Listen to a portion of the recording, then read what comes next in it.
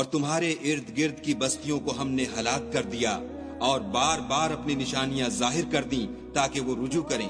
تو جن کو ان لوگوں نے تقرب خدا کے لیے خدا کے سوا معبود بنایا تھا، انہوں نے ان کی کیوں مدد نہ کی، بلکہ وہ ان کے سامنے سے گم ہو گئے، اور یہ ان کا جھوٹ تھا اور یہی وہ افترا کیا کرتے تھے۔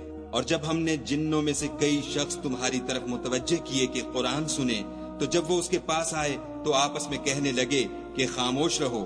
جب پڑھنا تمام ہوا تو اپنی برادری کے لوگوں میں واپس گئے کہ ان کو نصیحت کریں۔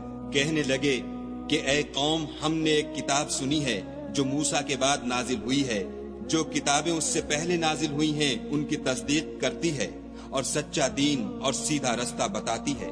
اے قوم، خدا کی طرف بلانے والے کی بات کو قبول کرو اور اس پر ایمان لاؤ، خدا تمہارے گناہ بخش دے گا اور تمہیں دکھ دینے والے عذاب سے پناہ میں رکھے گا۔ اور جو شخص خدا کی طرف بلانے والے کی بات قبول نہ کرے گا تو وہ زمین میں خدا کو عاجز نہیں کر سکے گا، اور نہ اس کے سوا اس کے حمایتی ہوں گے۔ یہ لوگ صریح گمراہی میں ہیں۔ کیا انہوں نے نہیں سمجھا کہ جس خدا نے آسمانوں اور زمین کو پیدا کیا اور ان کے پیدا کرنے سے تھکا نہیں، وہ اس بات پر بھی قادر ہے کہ مردوں کو زندہ کر دے؟ ہاں، وہ ہر چیز پر قادر ہے۔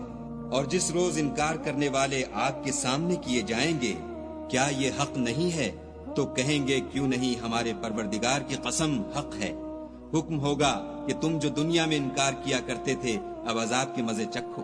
پس اے محمد صلی اللہ علیہ وآلہ وسلم، جس طرح اور عالی ہمت پیغمبر صبر کرتے رہے ہیں اسی طرح تم بھی صبر کرو، اور ان کے لیے عذاب جلدی نہ مانگو۔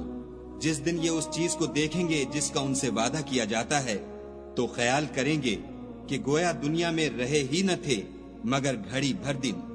یہ قرآن پیغام ہے، سو اب وہی ہلاک ہوں گے جو نافرمان تھے۔